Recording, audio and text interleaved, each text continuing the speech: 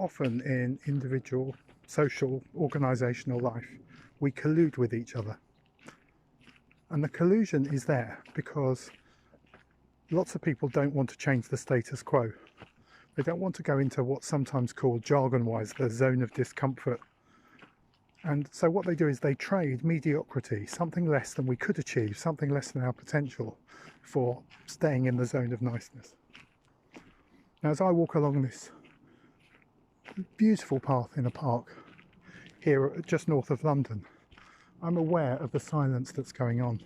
And I find that I even break my own collusion when I walk along, and suddenly some uncomfortable thoughts can come into your head as you ponder what's going on in a situation, say in your life or at work.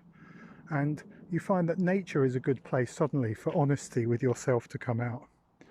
Now, when you're in a group, you can become so close to what you've got used to, even when it isn't working, even when the small business is dying, even when the organisational culture is something that's leading to people taking time off because they hate being at work. That zone of comfort actually needs a bit of truth, a bit of openness, a bit of honesty. Sometimes things get so bad it's almost like carrying out an exorcism and letting all the bats fly out and all the demons come up as we finally have a reality check. Now, someone from outside can sometimes do that more effectively if we're too stuck and too immersed and too in the zone of comfort. And quite often you'll blame, if you're in an organisation, the person that's brought that about. And that's why it needs to be done skillfully with sensitivity, because it's painful to come out of that place, but it can save your business. It can save situations. It involves the reality check, the truth telling. And so a collusion breaker, which can be someone inside, is somebody who is often the person that brings the bad news or facilitates everybody finally telling that bad news to each other. But we can collude at the other extreme too. We can get into a place where we also fear success, where we don't celebrate enough, where there's a bit of a scariness around what might be labelled as showing off, what might be taking us to a place when then we feel the pressure to stay up there is too strong. So again, we collude with mediocrity by staying in a safe middle zone.